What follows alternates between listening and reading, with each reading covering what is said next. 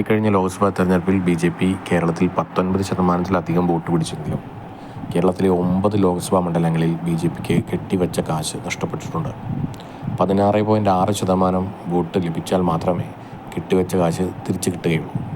BJPക്ക് അങ്ങനെ 9 മണ്ഡലങ്ങളിൽ തങ്ങൾ കെട്ടിവെച്ച കാശ് നഷ്ടപ്പെട്ടിട്ടുണ്ട്. അത് സംസ്ഥാന അധ്യക്ഷൻ കെ സുരേന്ദ്രൻ വയനാടടക്കം 9 മണ്ഡലങ്ങളിൽ BJPക്ക് കെട്ടിവെച്ച കാശ് നഷ്ടപ്പെട്ടിട്ടുണ്ട്. അതേതൊക്കെയാണെന്ന് നോക്കാം. ഇതിലാദ്യം C. രഘുനാഥാണ്. അദ്ദേഹം കോൺഗ്രസിൽ നിന്ന് BJPയിലേക്ക് എത്തിയ നേതാവാണ്. അദ്ദേഹം ഇത്തവണ പിടിച്ചത് 11.7%. ഏകദേശം 1,19,000-ലധികം വോട്ട് അദ്ദേഹത്തിന് പിടിക്കാൻ സാധിച്ചിട്ടുണ്ട്. കഴിഞ്ഞ തവണ CK പത്മനാഭൻ പിടിച്ചിട്ടുള്ളത് 68,000 വോട്ട് മാത്രമാണ്, അതായത് 6% വോട്ട് മാത്രമാണ്. എന്നാൽ ഇത്തവണ C. രഘുനാഥ് അത് 11% ഉയർത്തി. എന്നിരുന്നാലും അദ്ദേഹത്തിന് കെട്ടിവെച്ച കാശ് നഷ്ടപ്പെട്ടു എന്നുള്ളതാണ് കണ്ണൂരിൽ നമുക്ക് കാണാൻ പറ്റുന്നത്. അടുത്തത് വടകരയാണ്. ഇതിൽ ഇത്തവണ പ്രഫുൽ കൃഷ്ണയായിരുന്നു. കഴിഞ്ഞ തവണ സജീവന് ലഭിച്ചത് 80,000 വോട്ടാണ്. അത് 1,19,000 ഉയർത്താൻ പ്രഫുൽ കൃഷ്ണയ്ക്ക് സാധിച്ചിട്ടുണ്ട്. അതായത് കഴിഞ്ഞ തവണ 7 ആയിരുന്നു വോട്ട് പെർസെൻറ്റേജ്. ഇത്തവണ 9.97% ആ വോട്ട് പെർസെൻറ്റേജ് ഉയർത്താൻ പ്രഫുൽ കൃഷ്ണയ്ക്ക് സാധിച്ചിട്ടുണ്ട്. പക്ഷേ എന്നിരുന്നാൽ കൂടി അദ്ദേഹത്തിനും കെട്ടിവെച്ച കാശ് നഷ്ടപ്പെടുകയാണ് ഉണ്ടായത്. 16%-ലധികം എത്താൻ അദ്ദേഹത്തിന് സാധിച്ചിട്ടില്ല. അടുത്തത് വയനാടാണ്. വയനാട്ടിൽ കഴിഞ്ഞ തവണ 78,000 വോട്ടായിരുന്നു BJPക്ക് ഉണ്ടായത്. അത് 1,40,000 കെ സുരേന്ദ്രൻ ഉയർത്തി. 14%-ലധികം, ഏകദേശം 13% വോട്ടാണ് കെ സുരേന്ദ്രന് കിട്ടിയിട്ടുള്ളത്.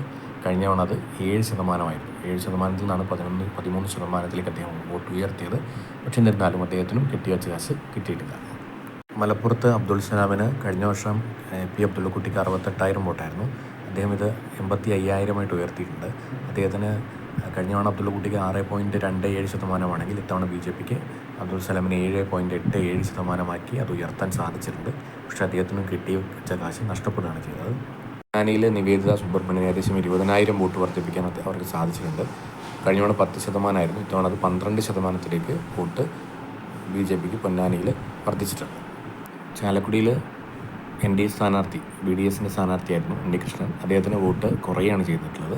കഴിഞ്ഞ തവണ BJPക്ക് എൻ രാധാകൃഷ്ണന് 15%, 1,28,000-ത്തിനടുത്ത് വോട്ടുണ്ടായിരുന്നു. ഇത്തവണ എന്നാൽ അദ്ദേഹത്തിന് 1,06,000 വോട്ട് മാത്രമേ പിടിക്കാൻ സാധിച്ചിട്ടുള്ളൂ.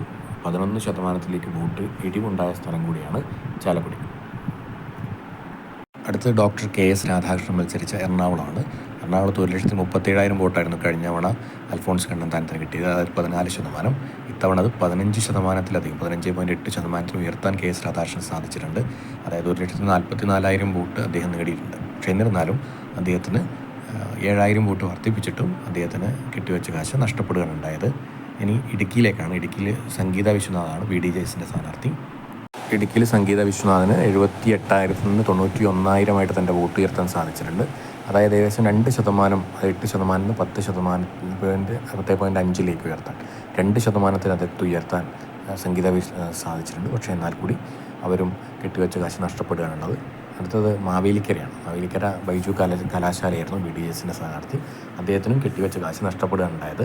1,33,000-ൽ 1,42,000 വോട്ട് ഉയർത്താൻ അദ്ദേഹത്തിന് സാധിച്ചിട്ടുണ്ട്. പക്ഷേ അദ്ദേഹത്തിന് 14%-ലധികം 15%-ഓളം വോട്ട് BJP ഉയർത്തിയിട്ടുണ്ട്. പക്ഷേ അദ്ദേഹത്തിന് 16.6% എത്താൻ സാധിച്ചിട്ടില്ല. അതുകൊണ്ട് തന്നെ അദ്ദേഹത്തിന് കെട്ടിവെച്ച കാശ് നഷ്ടപ്പെട്ടിട്ടുണ്ട്. ഇങ്ങനെ BJPക്ക് കേരളത്തിലെ 9 മണ്ഡലങ്ങളിലാണ് കെട്ടിവെച്ച് കാശ് നഷ്ടപ്പെട്ടത്. അതിൻ്റെ അർത്ഥം ബാക്കി 11 മണ്ഡലങ്ങളിലും അവർക്ക് 16%-ലധികം വോട്ട് ലഭിച്ചിട്ടുണ്ടെന്നാണ്.